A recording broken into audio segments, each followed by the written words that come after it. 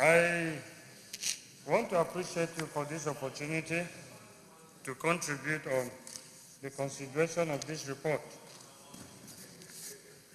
As it is customary, I appreciate the efforts of the Committee on Ethics and Privileges in considering this information and bringing this report to the Senate. But, Mr. President, I want the Senate to be guided by the rules, the standing orders she has given herself. And let me refer us to Order 41. Let me refer us to Order 41. Maybe in considering this report and looking at this order, we will be guided and we will take a decision that will stand the test of time. Order 41, Mr. President. Order 41, Subrule 5, Paragraph C. With your kind permission, may I read? It says, if signatures are affixed to sheets other than that containing the petition itself, the prayer of the petition or the summary thereof shall be written at the top of each sheet.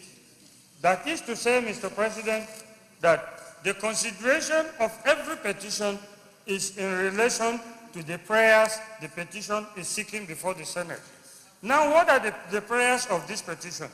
Number one, the petitioner is not seeking that she should be reabsorbed into the service of the customs.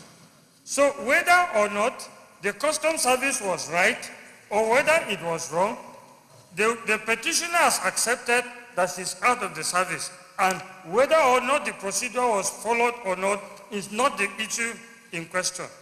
What then is the prayer? Her prayer is that she is trying to do some form of advocacy for the women, for all women.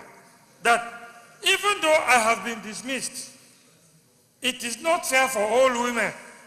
Please look at this, which is the reason why the committee in our wisdom has decided to dwell into Section 42, has also looked at the Universal Declaration of Human Rights as alluded to by the petitioner, and has come to the conclusion that the provisions of Gazette number 15, volume 90, is inconsistent with the provisions of the Constitution. Can we then say that the recommendations of the committee stand, or do they accept, do they accord, or do they void the prayers of the petitioner as contained in the petition? It is my humble opinion that the recommendations do not. If we believe, sir, that the provisions of Gazette number 15 are inconsistent with the provisions of the Constitution, our resolution as a Senate, in conformity with the prayers of the petitioner, would be that, okay, let us get our Committee on Women Affairs to take steps to amend the inconsistent Gazette. But for us to sit down and say that whether the Customs Service was right and whether we should expunge that Gazette, I think it is not in our powers to expunge the provisions of a Gazette in the consideration of a report, short of bringing up a bill to either repeal or amend an existing law.